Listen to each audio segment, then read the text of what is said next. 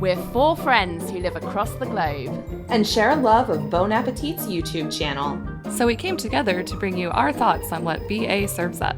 And try our hands at recreating their dishes. Welcome to Pod Appétit. Hi, I'm Amanda. Hey, it's Justine. Hi, it's LJ. And it's me, Meg. Welcome back to another episode of Pod Appétit. We are gonna kick things off by talking about what we've been up to culinary-wise the past couple of weeks. LJ, what have you been doing? I finished the Feel Good Food Plan. Whoop, whoop, whoop. Woo! Yay! All the dishes are done, apart from the dessert, which I do have all the stuff for. I will make it. I was going to try and do it today, but I ran out of time because reasons. But I am in love with all of the dishes. They were all, you know, if not 10 out of 10, 9 out of 10 for some. I can't even pick a favorite, like that's how good they all were, and I thoroughly enjoyed the entire thing. So I'm kind of a bit like, why can't they do some sort of cook along with BA every single month, because that would really help me out in terms of meal planning.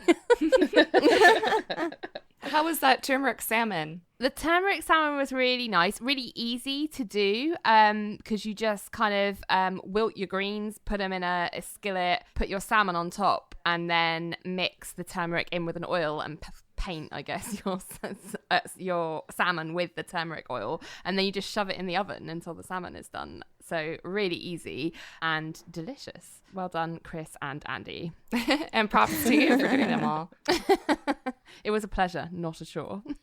I'll go next because guess what? I didn't really make anything. It's been a busy few weeks for me, but I was at a birthday party and my friend Becky brought a Bon Appetit dish to the birthday party. Oh, nice. Wow. Yeah, and I was like, Becky, I saw this was a Bon Appetit recipe. Oh my gosh. I was like, did you know I do a Bon Appetit podcast? And she was like, yeah. She was like, I was hoping you'd try it. So I was like, you're going to get a shout out on our next recap. What was it? What was the dish? It was a warm artichoke spinach dip. Yes. Oh. I have a friend who's In like made a that bread before. bowl? It's really delicious. Yeah. That's really good. Oh, it was so good. I mean, I love like artichoke dips and spinach dips and stuff. And I don't know that I've ever had a warm one that at home, like more at restaurants, like cold ones at home. And it was just, oh my goodness, it was so good. And like her bread was so toasty. So it's definitely, I'm adding it to my list of possibilities to make because it was so good. I actually saw that on their Insta story today because they had it as a suggestion for Super Bowl food. Mm-hmm. That's an idea. Is that a thing? Is that happening? When Is the Yep. Super Bowl happening? Yes, I believe it is. Says is that the Brits. today or is that a different week? I don't know. It's coming up. It's not today. Oh, okay. Yeah. I remember that. Yes, it's the same day as the BAFTAs. I'm more excited about the BAFTAs. What about you, Justine? What have you been up to? Well, I made, I think one thing of note. I probably have made more things. I just can't remember. You didn't note them. I made, yeah. I made, the cauliflower bolognese by Yum. Mr. Andy Baragani. Mm. Yeah, and it was fun because I was like, I know what a bolognese is. I've listened to LJ talk. Listen to LJ have a crisis over it. And I mean, the recipe is really, really good. It would be vegetarian, except it's got Parmesan in it, which I don't classify as vegetarian. But that was, of course, easily replaced by my vegan Parmesan, which I also replaced in the kale pesto. Yeah. So pretty much the exact same thing. Everything else is just so easy to make vegan. I really liked the mushrooms and like riced cauliflower. Like when you saute that up, it becomes like the meat sauce, and it's like, and I would like eat it. It'd be like, I like this meat sauce, even though it's not meat. It's just Clever. like, yeah, it's chunky. The only thing is, I'm like, I got upset. I didn't take a picture of it because I oversalted in like the last bit of it, and I knew it like as soon as it happened. Like I poured salt. I'm like, ugh, I oversalted. It's ruined. Oh. It wasn't that bad, and actually it got better, you know, as time went on. So I ate it all. Like it all got eaten. Like the leftovers were good. It's just for that first time, it's just like, not too oversalted that you're like, this isn't edible, but like salty where you're like, I'm going to eat a couple bites and then I'm going to drink some water because this is just making me a little thirsty, Yeah. But other than that, it tasted really well and I recommend it. So it would have been perfect for Molly or me. Or me. Yeah. I like the salt. I think that's it. Like, I come to this podcast as someone who traditionally undersalted or like never salted. And so like, I'm still learning how to salt things. And watching BA, messes you up because they just like throw Yep. salt in and you're Salty like, that's like okay. the I'm learning how to salt. What about you, Meg? What have you been up to? I haven't been cooking many BA recipes at all, but I did make a Bon Appetit cocktail. It's a 3-ingredient cocktail, and it's just Miller High Life, Aperol, and lemon juice.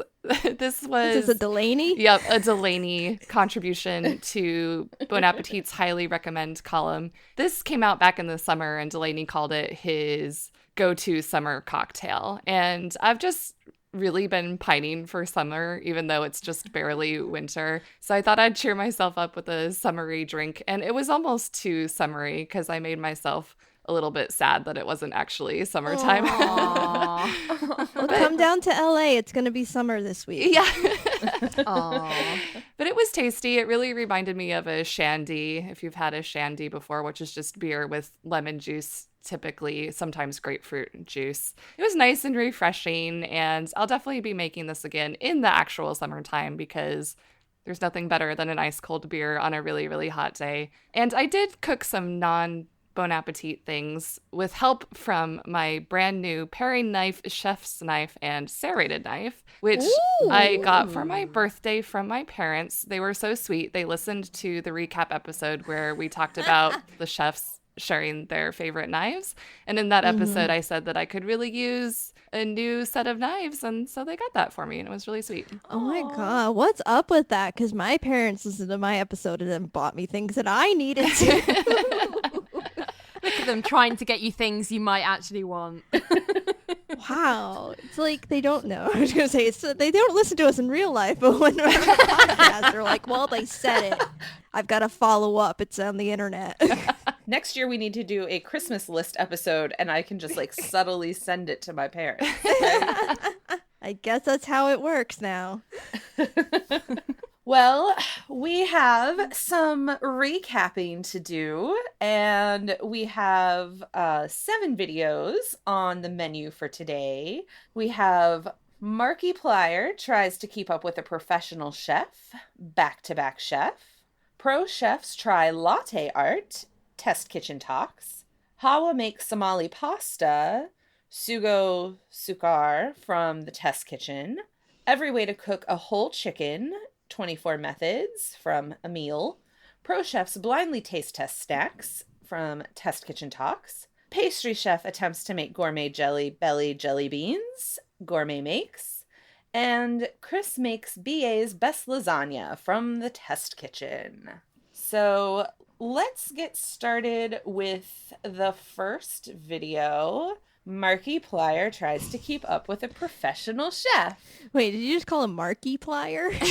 Is that it? No, what is it? I'm doing it wrong. What's his name? Justine, no one except you knows who he is, okay? Markiplier. Just another faceless gamer that I do not know. Oh, he's a gamer? Yeah. Yeah. Plays games, streams, YouTube. He, I think, is most famous for like the scary games. Like he has a whole like Five Nights at Freddy's series. He's just ridiculous at like getting scared and shouting, and always has ridiculous graphics and stuff. And yeah, Markiplier. Markiplier. Just think of it like Grease, Amanda. I got chills. It's Markiplier. That's the only way I remember.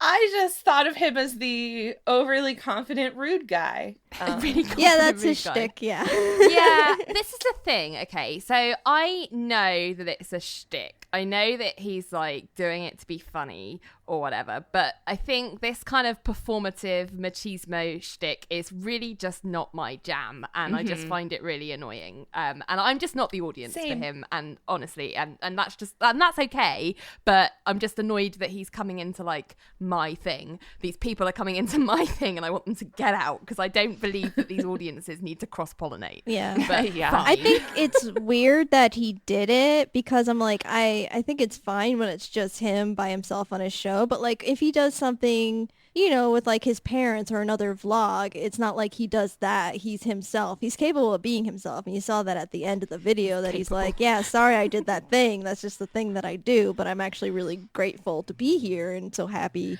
that you've done this with me. You know, I'm like, why could you just do that? I wish he had.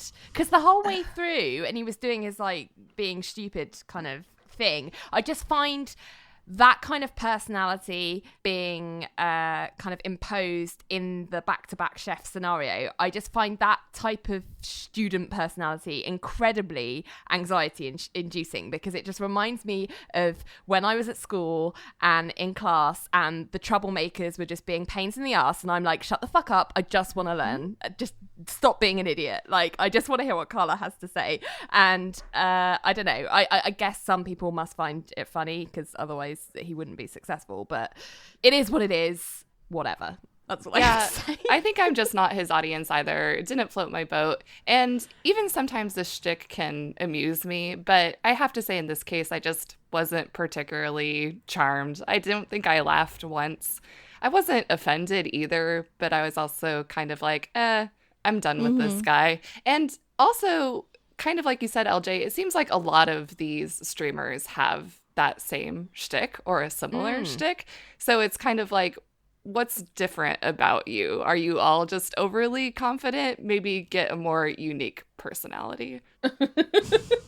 But, you know, overly confident white guy has been working for men for years. So why change?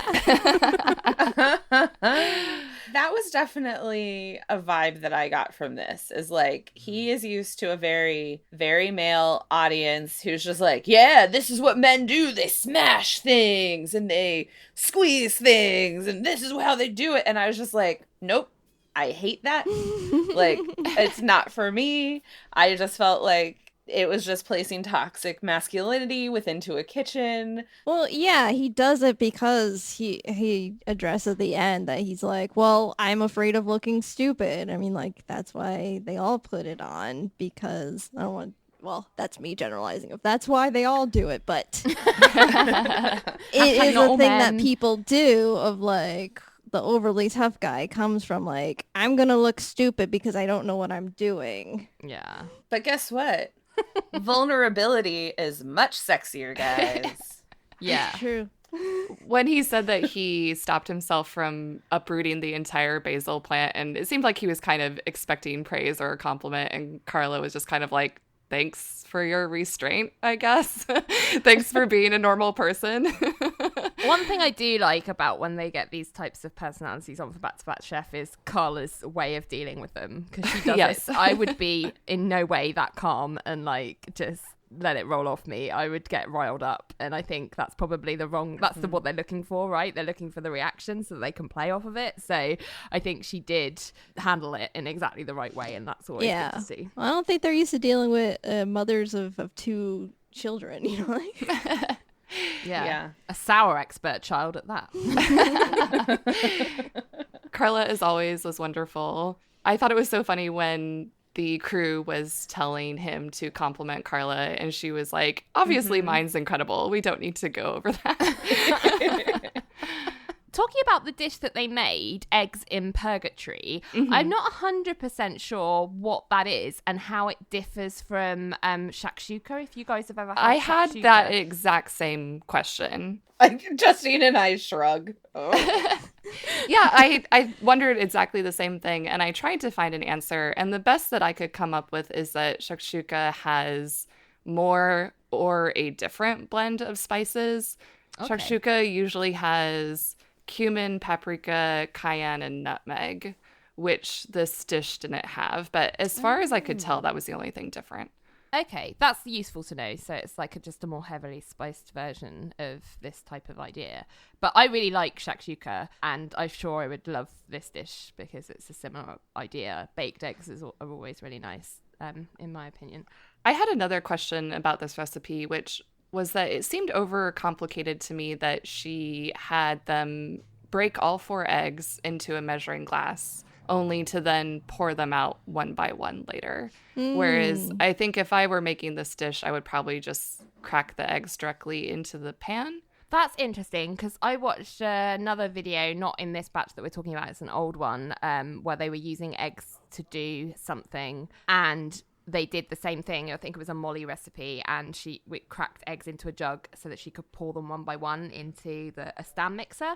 And the best I can think, because I would probably have done the same if I'd read it in a recipe, add it one by one, I would just crack it straight in. I think the best I can think is that, one, you can make sure there's no shell in it more easy. So, if you crack it straight into the dish and there's shell in there, like that's a pain in the ass because it then mixes with all the other ingredients. Whereas if you're just doing it in a jug first, if any shell gets in, you can sort that out before, you go and put it into your dish. Second, I think pouring it probably gives you just slightly more control about, I guess, where it's going. But those were the only 2 things I could think of. The shell thing crossed my mind as well, but then I thought, what if you were on your 4th egg and that was the egg that you got shell in the measuring glass for, and then you were digging through 4 eggs to try to get it out? But no, that does make sense. And possibly if it were maybe important to have everything cook at exactly the same rate, you could get the eggs into the pan more quickly than if you were cracking them one by one. Yeah,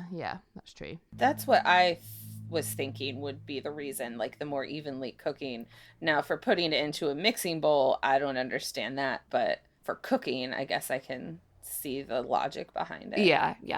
I just thought it was interesting. I think in a different video, if it were a recipe video, she would have explained the process there, but Back-to-Back Chef isn't necessarily the place for that. Yeah.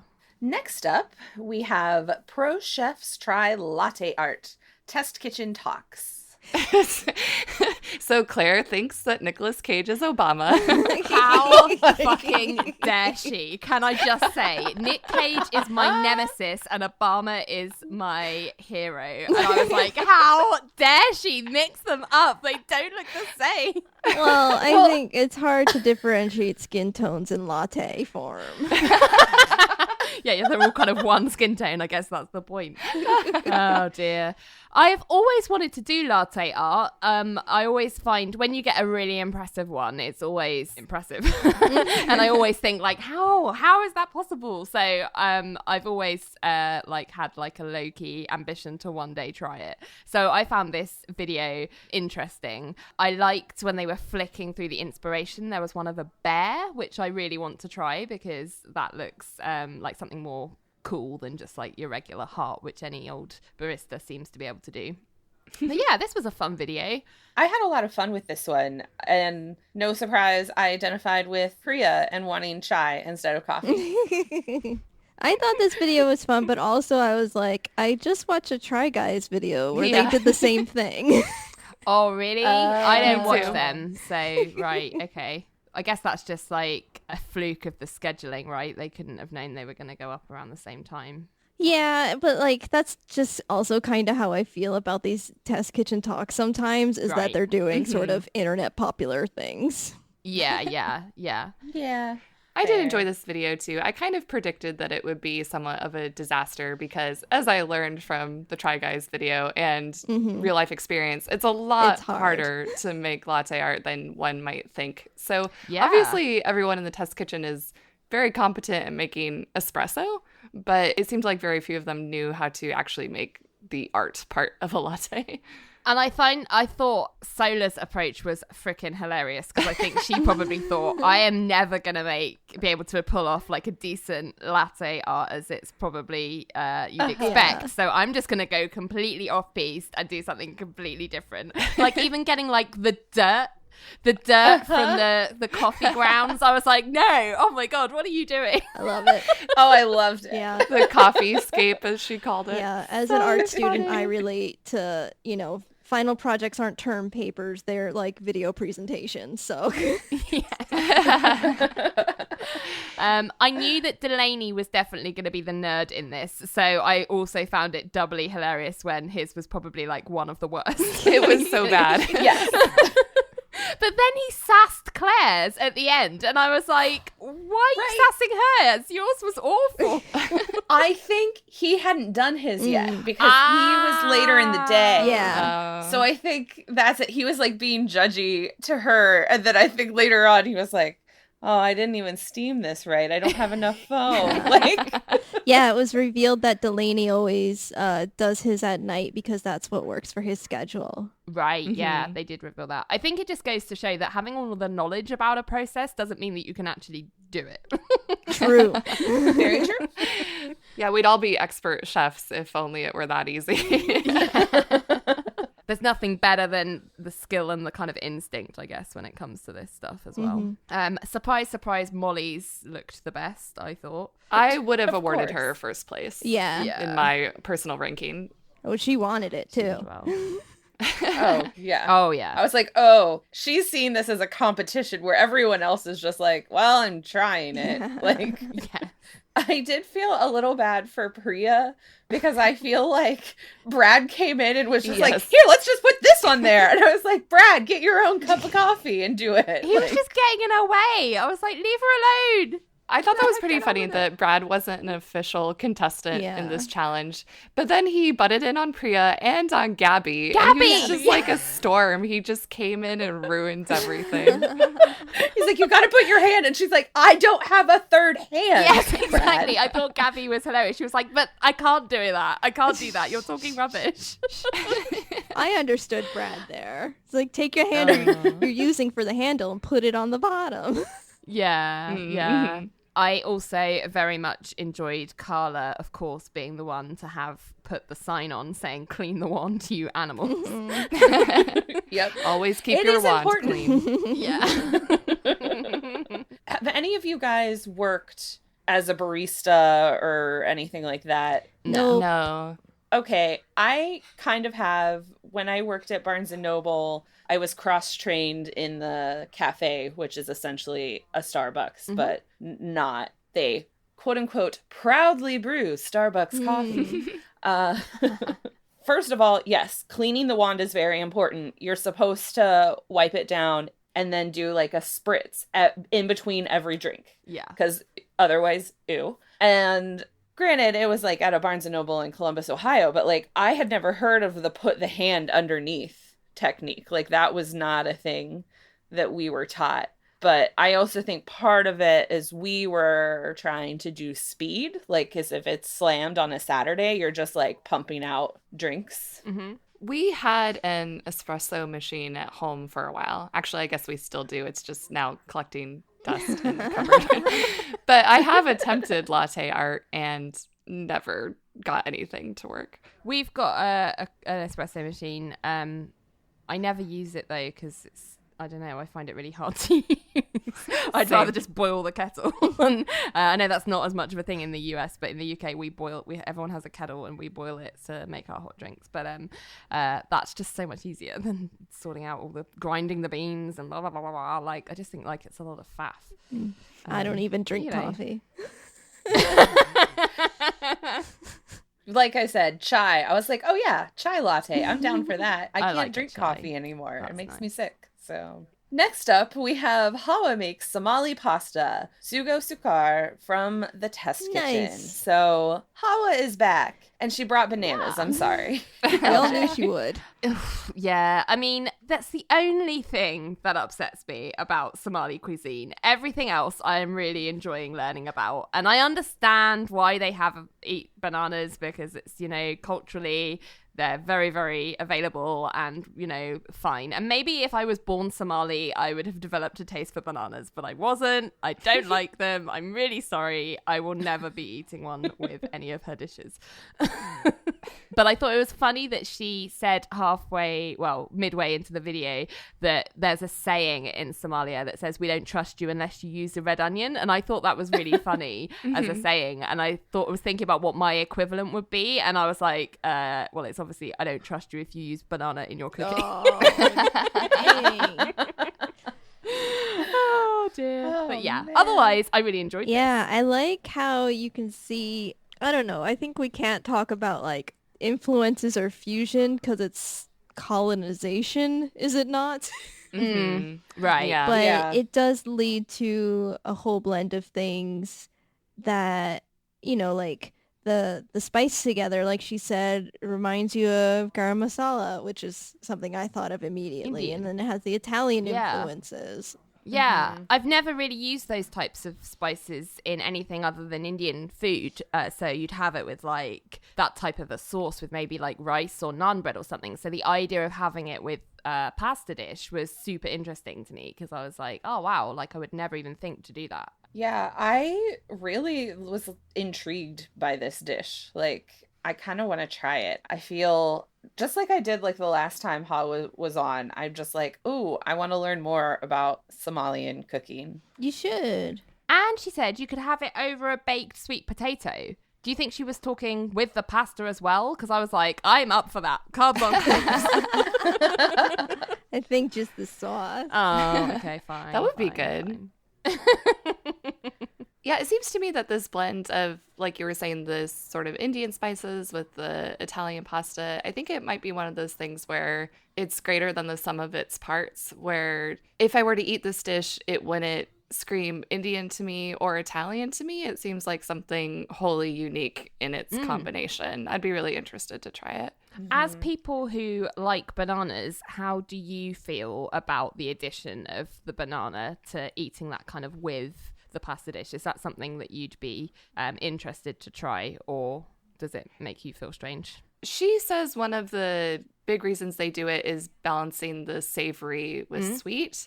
And personally, I don't think I would like that. If I'm eating something savory, usually I like to have the sweet element more incorporated within the dish. I feel like if I were to do this, I would just be eating a savory dish and then taking a bite of banana. I don't know if that would really incorporate fully for me. I would certainly try it, but I don't know if it sounds super delicious to me. Yeah, I'm in the same boat. I feel like I wouldn't mind like having a banana on the side, but the idea of I'm also weird about certain foods touching each other, as we talk about more of Amanda's food quirks. And so, like, the idea of, like, a tomato-based sauce touching a banana just, like, freaks me out.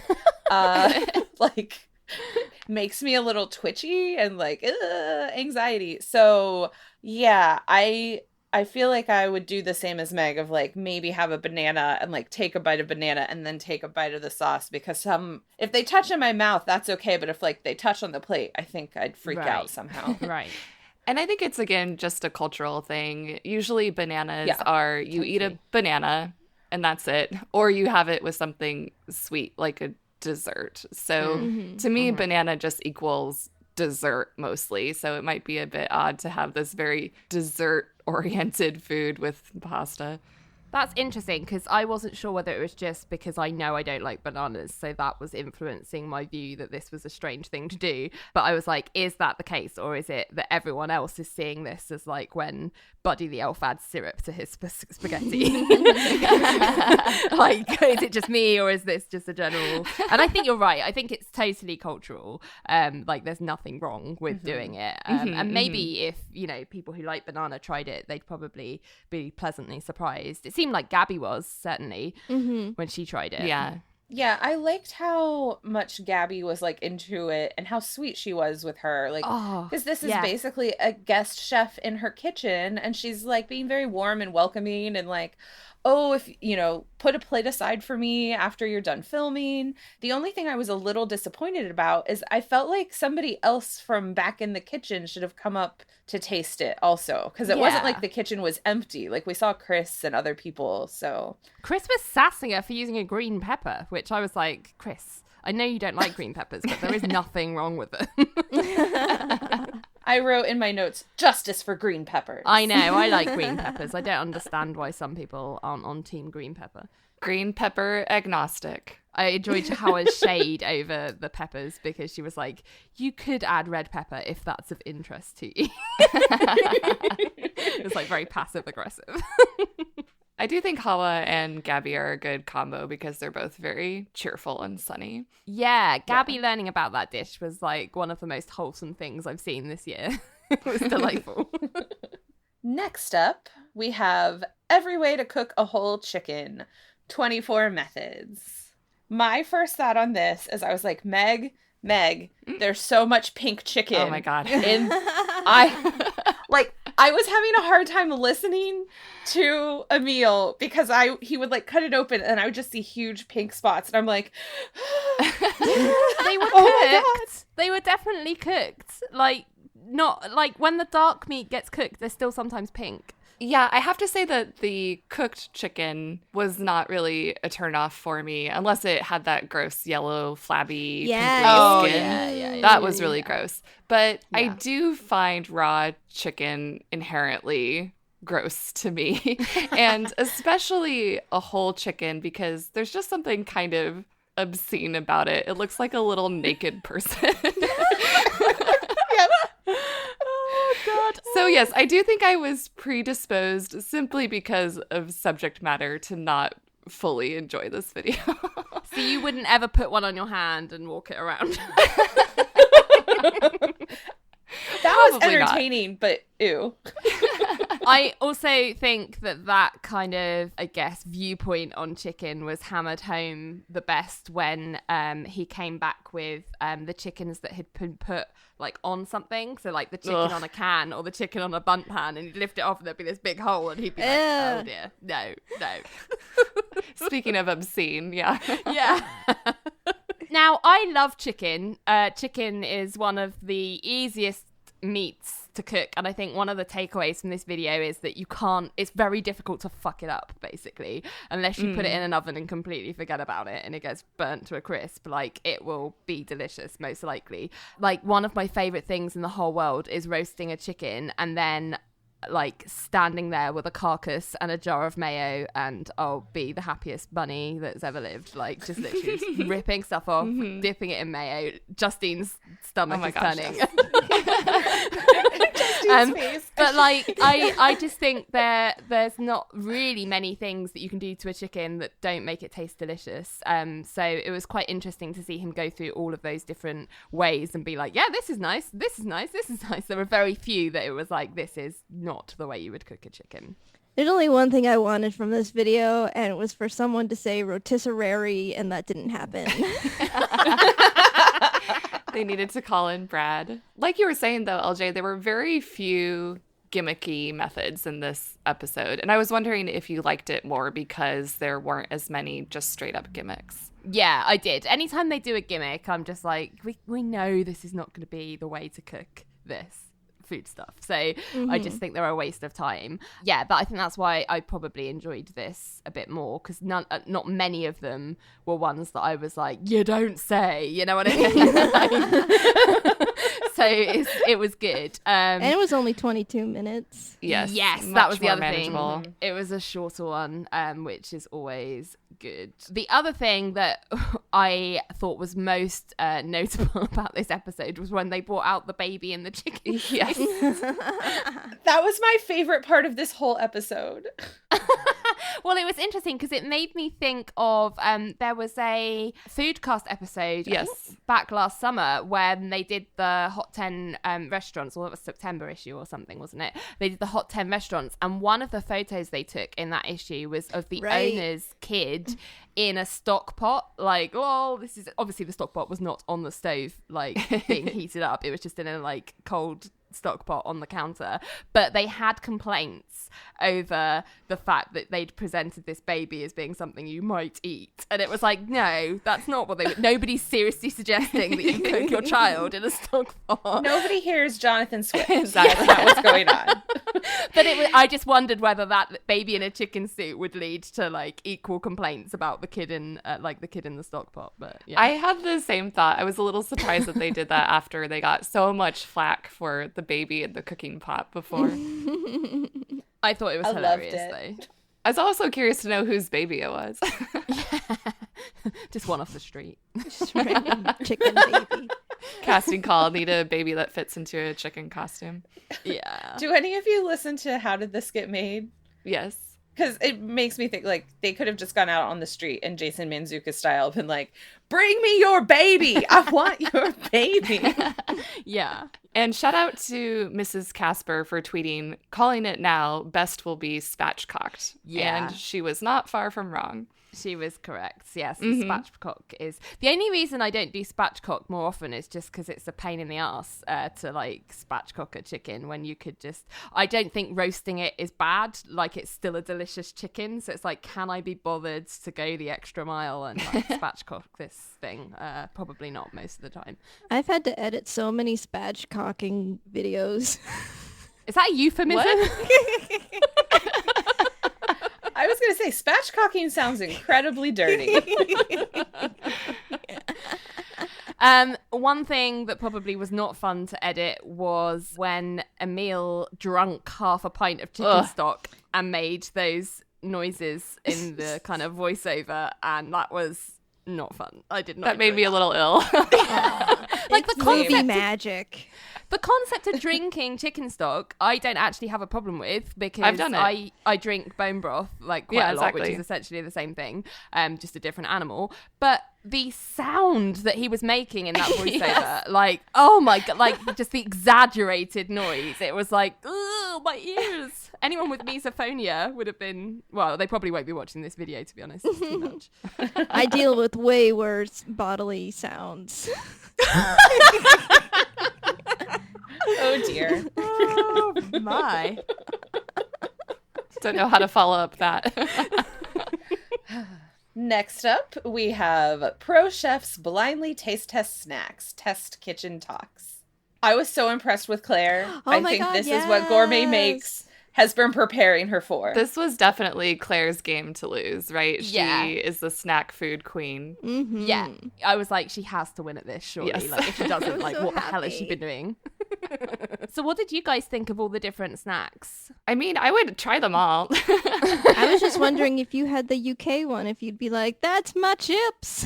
Yeah. Well, no, because everyone in the UK knows that the best pickled onion chip is actually Monster Munch pickled onion crisps. That's what Reddit was saying too. So that seems to be Yeah. the consensus. Meme Appetit picked up on that as well, because that is the only pickled onion crisp worth eating. It's much better. What made me laugh was that Andy thought, oh, it's didn't he say something about it being Lay's or not being Lay's? But Walker's is Lay's. It's what Lay's is known as in the UK, which was quite funny. So I was like, Andy, Walker's is Lay's. So, yeah.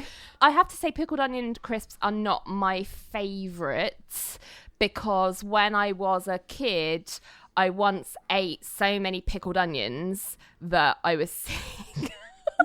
Like, I was quite young. I just discovered them and thought they were amazing, and I ate like a whole jar. Ew. And I was not very well, and now I can't really eat the chip flavor of them. So yeah, they wouldn't be my first choice, but if you're going to have them, get Monster Munch if you're over here. Have you ever had the Japanese snack that they brought out, Meg? I haven't had that specific one. I've had something similar, and I've definitely had shrimp chips. Shrimp is a pretty popular flavor on puffed snack foods like this. Did not have squid peanut puffs, but don't feel like I'm missing much on that probably. Yeah, I feel like a lot of people said peanut as a flavor, but they weren't like getting the point for it because they weren't hitting squid. Yeah. Yeah, it felt like the squid was probably more of a background fishy flavor, so it's probably difficult to pinpoint. Yeah. Mm-hmm. See, I was wondering about the brands because, like, you said LJ Walker's is not like the leading brand in the UK, and you said you had something similar in Japan, Meg, and then the Indian one, Right. both Priya and Sola were like, why? Or particularly Priya was like, what brand is this? What, like, why would you get this one? Yeah, it was so interesting that they got those ones wrong. Yeah. Just to clarify though, Walker's is a leading crisp brand. It's just that the pickled onion flavour is not what it's most well known for. And if you're gonna, that's what I meant by, and I think Monster Munch might even be owned by Walker's. Don't quote me on that. But yeah, so it is a big chip brand. So they weren't wrong to maybe go in that kind of brand family. It was just the flavour is not the one you would probably pick up from them. But yeah, it seems like maybe Sola and Priya were right about that trail mix. Yeah. It just seemed like the judging was arbitrary because whatever, it's a one-off video. I think maybe they just didn't give the points to them because they didn't say what the flavor was. They said what the brand was, but not the flavor. That's the best I can figure. Neither of them said that it was the masala flavor. Yeah. I don't know. Yeah, I didn't like that. I was like, that's not fair. No. They obviously knew what it was. It seemed like it was splitting hairs that they didn't guess the right brand. I do want to try that, though. Indian Chex Mix, I'm down. Yeah, it sounds good. Try that. Sola's got a recipe on BA that's a miso paste or a Chex Mix. Yeah, I want to make that. Yeah. Obviously, we all know Takis now, so that was an easy one. I love that Claire knew it by touch because, of course, she did. But I was like, Molly, Takis are Mexican. Yeah. Surely you know that. Surely you were around when we were discussing that. Andy's look was perfect GIF material. It really was just over the shoulder. So great. I mean, I know we're not done talking about all the videos, but I really felt like Andy was like the supporting actor star of all of these, like with his little things. And like when in the last Test Kitchen Talks, when he was like, oh, it's Obama. And they're like, you think it looks like Obama too? And he's like, no, absolutely not. I just thought he was the best supporting Andy. Yeah, and sneak preview for the lasagna video. Yes. Yeah. Next up, we have pastry chef attempts to make gourmet Jelly Belly jelly beans. 48 minutes. So long. So long. And I don't even like jelly beans. Well, first of all, this one's been teased for a very, very, very long time, it seems like. And then, Matt Ducker on Twitter also hinted at that it would be a long episode. And then, after it came out, has been saying, don't worry, the next ones are going to be much easier for Claire. Like, he's, like, in there. Everyone's worried about Claire's welfare. Being like, we know that you want Claire to relax. Don't worry. Things will be fine. Yeah. Can we have Claire. a moratorium on candy-coated candies for a while? It's honestly kind of boring to see her try to get a candy shell over and over and somehow fail every single time. It is boring. Even with buying a rock polisher. Yeah, the rock tumbler was not the secret weapon they thought it was going to be. No, it didn't work out, did it? Full disclosure for our listeners, I told everyone else I started watching this video, fell asleep in the middle of it, and then picked back up towards the end. So I basically saw her begin to struggle and then have triumph at the end with Rick. But I felt really bad for Delaney because he's like, hey! I And then felt she was bad for Delaney. I was like, Claire, how could you be so rude right now? Yeah, I felt like she kicked a puppy. It was like timing Delaney. though. It was like exactly the wrong time for him to come in. It does and try not and cheer her matter. up, I She think. was so rude to him. Yeah, she said, as they showed in the flashback, oh, come back every hour on the hour. And then he comes back and she just bites his head off. Oh, she really needed like full backup on this one, didn't she? Like she at various points really needed other people to pull her through this because she did not have a good time. Like Rick. Yeah, like Rick. MVP. I mean, Rick. Oh my God, Rick was amazing at the end. He was just exactly what she needed. She needed Delaney. She needed a buddy. She needed a buddy again. That's how she's getting through them now. Yeah.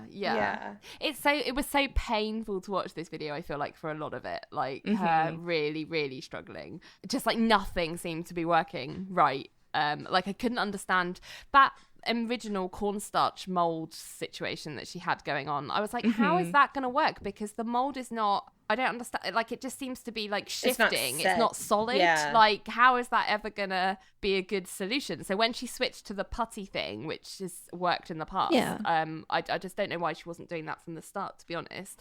I also don't know why she decided that beeswax would be a good thing. thing to coat them in, because like nobody wants to eat wax. Surely they don't. I don't understand.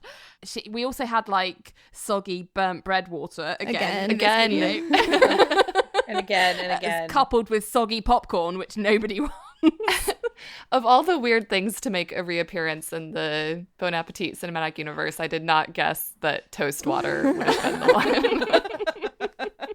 I totally agree. There were a few bright moments that I did enjoy, though. I like that they have let us know that there's a Gourmet Makes museum, that they kept the Mentos rack. I thought that was a joke, but it turns out it's real. I really want to know what else are exhibits in that museum. I want to tour. And are they letting people tour it? Yeah. And also, spoiler for Ben and Jerry's. Yes. That I am excited about, because I love Ben and Jerry's. And has she done an ice cream frozen dessert? Oh, I don't think so. I don't think she has. So I think that will be just something new. Do you know what I mean? She's not like banging her head up against the same problems that we know are very difficult and like time consuming. So I think it's nice to have a fresh challenge for her. Also, spoiler alert, it looks like she makes an ice cream that's Rhoda themed for Rhoda. Oh, based on one of Rhoda's Instagram stories. Oh, that'll be cool. That's so cute. That's so sweet. Her best cheerleader. She also pulled Clara out of a slump in this video, at least for a little while. I found this one really interesting on a personal level because I've toured the Jelly Belly factory. It's in Fairfield, California. So I felt like maybe I could have given her some tips. Not really, though, because so much of the factory is just huge candy drums. I think that's where she watched the video at the very beginning about how they made it, and they had cornstarch molds of some kind. So I think that's where she got like stuck in that concept for a while. I also have to wonder if cornstarch molds are compressed in some way. I have to imagine that the cornstarch is maybe not that loose cornstarch that Claire was working with. I was going to ask, since Jelly Bellies, I feel like really had a moment when we were in our like middle school, high school years. I was eating Jelly Bellies while watching this video. Yeah, I still eat Jelly Bellies. Justine's moment's not over. What is your favorite, quote unquote, like wacky Jelly Belly flavor? I gotta be honest, I do like the buttered popcorn, but non-wacky, I really like black licorice. Ew. I know. Unpopular opinion is unpopular. I don't like jelly beans at all, so I've never really had them. So, I mean, I've had them to try them, but I wouldn't know the flavour range enough to be able to be like, that's my favourite, because I don't like any of them. I think it's the texture I don't like. I also like the buttered popcorn flavor as like the wacky one, and then the more general ones, I like the fruit. The Jelly Belly brand is also who does the Bertie Bott's every flavor beans. Yeah. Awful. I like the watermelon. I like the bubble gum. Oh, the watermelon's really fun. I wish that they had shown this in the video, because when she was trying to determine whether the filling was colored or the outside was colored, the watermelon Jelly Bellies have a red center interior and the shell is green. Green outside. So it looks like a little watermelon. Yeah. Can either of you or any of you do the thing, like Gabby kind of really outed herself as like a jelly bean whisperer in this. Absolutely. Actually, at work, we had one of the Kirkland's huge size Jelly Bellies that was also on Claire's station. And we used to play Guess That Flavor of Jelly Bean, and I won every single time. Don't know if that's something to be proud of, but I know my Jelly Bellies. And did you used to walk around with your coffee cup in a jar of Jelly Bellies as well? No, but I definitely will have to at some point now. Do you have a Christmas sheep poop dispenser for your Jelly Belly? Oh my god, that was the best. And it seemed like Claire was really happy that her jelly beans passed that test. Passed the poop test. Yay! The most important test. I did think the sparkliness of the luster dust that Rick suggested at the end was a nice touch. That was a good idea. That made them look more fancy. Yeah. I'm just glad they introduced some sort of color instead of continuing with the study in beige. Yeah. For our final video, we have Chris makes BA's best lasagna from the test kitchen. I made this. I have made this. I made this for my Christmas party and it was an absolute hit. Like, it couldn't have been more of a success if I tried. Everybody thought it was amazing. So I can vouch for this recipe. It looks absolutely delicious. And I asked you this online, but for the listeners, how long does it take to make? A long fucking time. So I actually made the, because I knew I'd be busy like setting up for the party and stuff. I made the meat sauce the day before, and then that keeps really well, and then in the day I just did the assembly and the bechamel. And I actually, pro tip with these sorts of project recipes, always make double if it's something that will keep, because it takes such a long time to do it and it doesn't take any extra time to make double, so you might as well just get your money's worth for your time. So I did 2 lots of it and I froze one of them, and that meant that after kind of in that kind of funk after Christmas, between Christmas and New Year, when you're like, I can't be bothered to cook, I've just been cooking, like there's so much, you know, stuff that I've been doing, if you've been entertaining, or even if you've been out of town and you come back and you're like, I've got nothing in the house, you've got frozen lasagna. It's always good to have bonus frozen food that you can just shove in an oven. So it took, I would say, about 6 hours probably ish total. A lot of that is hands off though, Wow. right? Because it goes in the oven for what, about 3 hours? Yeah, exactly. Wow. Yeah, so a lot of it is you're not actually physically slaving over a stove or anything. Yeah, as I was watching this, knowing you had made it, I was just like, damn, LJ, I can't believe like you spent all that time. It's not something I could do. Like, I don't think I have enough patience for that with cooking, which I think we've learned is a fault of mine. But I was just like, man, I'd love for someone to make this for me, but I don't think I could do this. See, I really like project recipes because I love cooking. I find it really fun. Like, I just put on a podcast and I just follow my little instructions and, you know, get to it. I like the kind of project recipes, like the ones that do, but you need to have the time. Like, if you're feeling under pressure and rushed, then it's not fun. As Margaret online pointed out, it's very similar to your bolognese that you love to make. So it is, and I did like the bolognese sauce that Andy did. I do prefer my own, but for this recipe, again, whenever it's a BA's best recipe, I like to, at least the first time I make it, do it straight as the recipe says, so that I can just see how I think it is, because I trust that they know what they're talking about. I would say I like the technique, and I think I said this at the time when I did Andy's bolognese, but I like the technique of browning off the meat in balls first, because you do get more. You laughing? Justine's just giggling over there. You do get more brownage that way, and it's just, you get a better kind of variety of textures, so it's good. But the difference, I think the major difference between this sauce and Andy's best bolognese is that he actually adds canned tomatoes to this sauce, which Andy doesn't in the bolognese, which was one of my big objections to Andy's bolognese, because I was like, it's a tomato based sauce, how can you have a bolognese without tomatoes in? So this, I think, was far more acceptable in my opinion, and it tasted super good, and the bechamel was delicious. The technique of cooking the noodles and then lying it out on those sheet trays with the greaseproof paper in between, that actually worked really well to keep them from sticking. I've never really thought about that before. Actually, to be honest, when I've done lasagna before, I've just put the noodles in dry, not cooked, and to be honest, I've not really noticed the difference, but I did it this way, which was also worked out really nice and delicious as well. So speaking of Andy's bolognese and Andy, like you were saying, Amanda, he was a great addition to this video. He was. We got the return of the buddy cop movie, Les Bon Marie and Me. Bad boys for life. Mm-hmm. One thing I did find out in this video, though, is there is one area where Brad and I are definitely not aligned, and that is on the subject of bechamel sauce, because in my opinion, bechamel is nectar from the gods, and Brad doesn't believe in it. So I'm sorry, on this issue, I am definitely not Brad.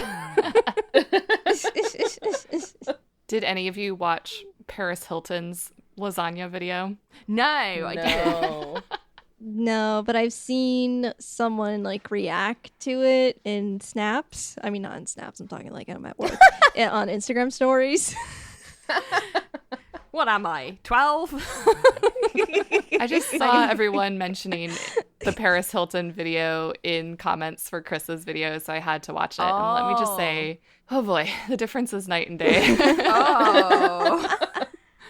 Oh, I'm so surprised Her they're cooking different. gloves? Oh my gosh, she wears fingerless gloves throughout the entire video. But why? Good question. Are they For heat-proof? fashion. I don't even know what to say about that. One thing this video did get me wondering, I noticed, I was looking at the view count and then I went back and looked at the view counts, and I find it really interesting that the actual cooking videos that they do, from the test kitchen videos, their views are so far behind the ones that are like the big series, like the headline, like the It's Alive and the Gourmet Makes and stuff, which I think on the one hand is understandable because people love like the personalities and they're different from other types of cooking shows, but I feel like it does the actual from the test kitchen recipe videos a bit of a disservice, because I think after maybe It's Alive and Gourmet Makes and maybe Reverse Engineering, they might be some of my favourite videos. I really like seeing them cook a recipe. Yeah, it's so weird because like I know a couple of us have been going back in the BA archive videos and we're like, what is this? Where's the recipe? Like what? What's the point? Yeah, I'm like, this is just all like flash and glitter, and I'm like, they're definitely paying a motion graphics person, but I'm like, I don't know what they're making and what, and it's so short. Like, yeah, I'm here to learn. Yeah. Well, and I do feel like even in these from the test kitchen ones, it's not like you're not getting personality from the chefs. I will say before we start this podcast, I only watched the recipe videos if it was a recipe I thought that I was going to make myself. That's true. Yeah. So I'm pretty glad that we do watch all these for the podcast, because they are really entertaining and they are educational. And yeah, I think more people should watch them. Go outside that box. Go outside the mug of latte and be like Sola. Experience new things. yeah. Throw that coffee. And I want more recipe videos. Yeah, I want more recipe videos. Yeah. Because we're about to do like the what dish would we cook thing, and I'm like, what? Oh, there aren't many. Yeah, that's true. Well, I guess that is a good segue to get us into what was our favorite video and what would we make from this bunch of videos. Justine, since you don't know, you don't have to go first. You look like, why are you doing this to me? And I'm like, no. You can go last. How about you, LJ? What was your favorite and what would you make? Oh, okay. So I think my favorite, even though it was kind of painful and way too long, probably my favorite, most entertaining one was Gourmet Makes, the jelly beans. But the one I would make, and maybe it's cheating because I've already made it, but it honestly is the one I would probably have made if I hadn't already made it, is the lasagna. I would definitely make it again. Definitely agreed on the lasagna. That looked like literal food porn to me. I was really glad actually that this video came out late on Friday, because until this video, I was kind of in the same boat as you, Justine. Nothing was really screaming to me as to, here's a recipe you should make. That looks so delicious. So I'm glad that we got this lasagna recipe. I'm not fully committed to making it since it is a lot of work, but it looks really good. I would probably make it. Not sure what my favorite video was. I guess maybe the latte art. The test kitchen talks videos don't tend to be my favorite, but I thought this one was fun. There's a lot of good humor in it. The Nicolas Cage Obama thing will never not be funny. I am with you as the latte art being my favorite video. I enjoyed sort of the little hijinks that were going on, like Brad popping in when he should have probably just made his own. And yeah, I had a lot of fun with that one. And then I think what I would make, since I just straight up said I don't want to spend that time making lasagna, I would do Hawa's recipe, the Somali pasta. I would like to try that. I don't know if I will, but out of this bunch, that is the most likely one that I would do.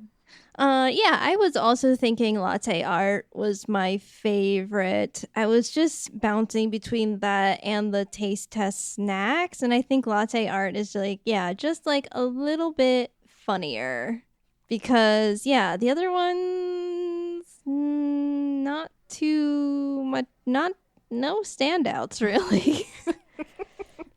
Sorry. Well, it's because we got Markiplier. Did I say it right that time? Yeah. Yeah, Markiplier. And nobody likes him, at least in this group. So I can't make anything here. Just lasagna. I mean, I made the bolognese, the vegetarian bolognese, so it's a stretch. Okay. But I'm not happy about it. Well, listeners, stay tuned for our polls on Twitter and Facebook and places, and check out and let us know what your favorite was and what you would make. And speaking of all of you awesome listeners, we want to say thank you for getting in touch with us on social media and telling us what you thought about our episodes. We had a lot of people write in this time to kind of comment about things that we had shared on social media, like LJ's face in response to Meg's upcoming story of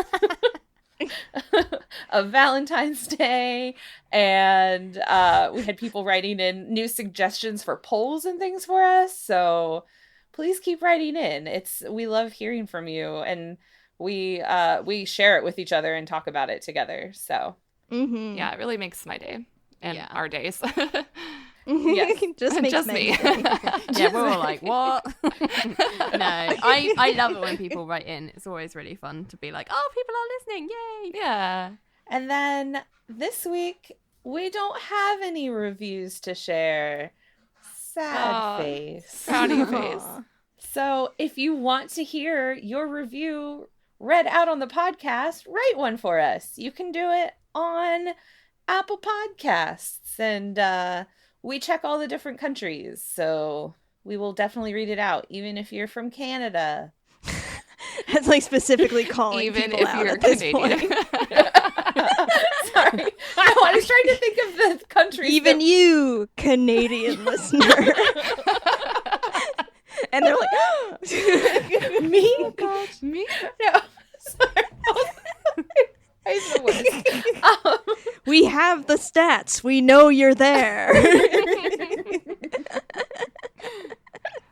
There's other countries too, not just Canada. I'm sorry, Canada. America's hat. Oh, Lord. Well, thank you for joining us this week. And next time on the podcast, we have our Valentine's Day special.